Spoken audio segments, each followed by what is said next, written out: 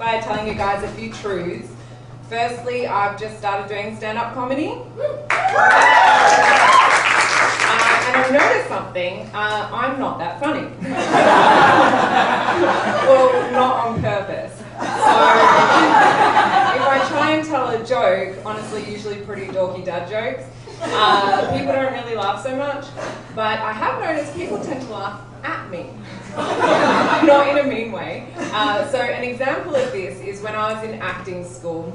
I was in my 20s and I'm on stage doing a very dramatic acting scene, bawling my eyes out, and suddenly my scene partner started cracking up laughing. So I stayed in character and I got more upset and I was like, I'm serious. And then the whole class cracked up laughing. Oh, no. I was like, oh, okay, I get it. I'm funny when I cry, I guess. I guess that's my thing. But don't worry, I'm not going to cry today, or I might, we'll see. Feel free to laugh if I do. So the next truth is that I'm Australian, just in case you thought I was English. I wouldn't mind, because I really quite often meet people and I'm like, oh my gosh, are you Australian? And they're like, no, I'm South African. And I'm like, oh, sorry.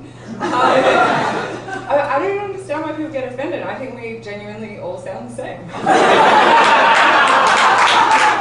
So the third truth is, this one's a little bit trickier to say. I hid in the closet with this one for years because I was ashamed. But I did a lot of self-development work, so now I can say it publicly. I'm a lover of romantic comedies. Anybody else? I'm so obsessed with them. My whole life is a romantic comedy. That's just the way I view the world. So my stand-up is even going to be a rom-com. Are you guys ready? A rom-com right here. So, growing up, I was like the girl next door, you know, like Sandra Dee in the movie Grease. For anyone who doesn't know, she was the Goody Two-Shoes character. That wasn't by choice. I always wanted to be the cool badass character. So, like a good protagonist in a film, I set out to achieve my goal. The only problem was, no matter what I did, everyone just saw me as the good girl. I was like, well, I'm going to change that. So I started off with the obvious, smoking cigarettes. I was like, tell me about it, Stud. And the girls at school were like, oh my gosh, Sarah, you smoke? I was like, yeah, I'm a total badass. And then they were like, I don't know, you don't really seem like a smoker. I was like,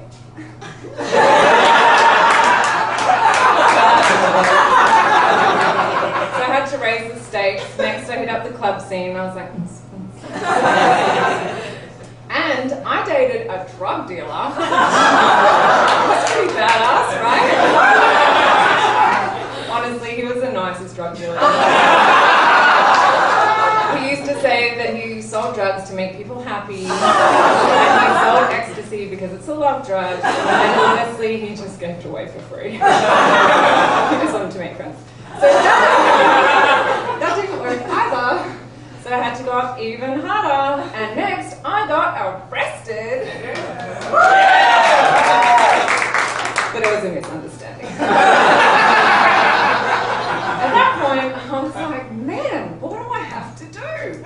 I thought I could have had a cocktail in one hand, a cigarette hanging out of my mouth, a margarita rim of coke around my nose, a champagne in the other hand, like full gangster style, holding up a bank, going, give me all your money, mother lovers, or I'll pump your guts full of lead. And then the bank teller would have come up and been like, come on, Sarah, that's not like you.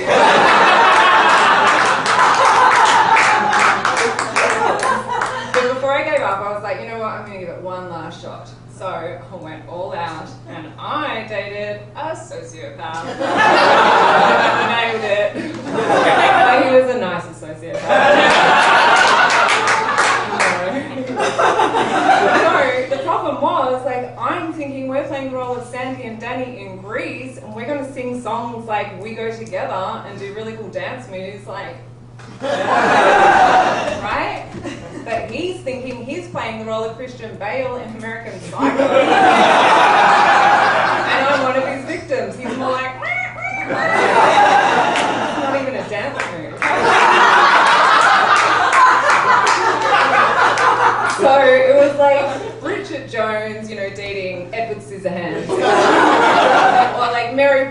and Freddy Krueger. It just didn't work. And my life started to morph into like a romance horror at that point.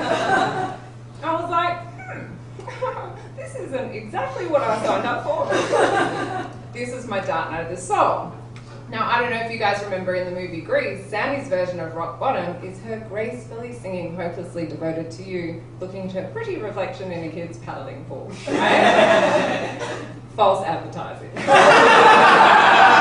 is not what the dark night of the soul looks like. The dark night of the soul is more like Sandy curled up in the fetal position on the floor, bawling her eyes out, big black mascara, panda eyes, silently screaming, I can't take this anymore!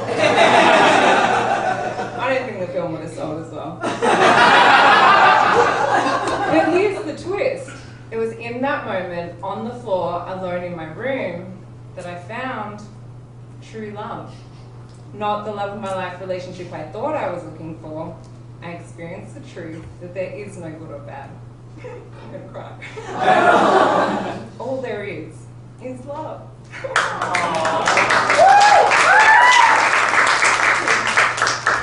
Now, I know that's super cheesy, but I warned you it was going to be a rom-com. So, unlike other romantic comedies, I didn't end up with the guy. Definitely for the best. But this story does have a happy ending, so I now write romantic comedies, and I'm happily married. To my work.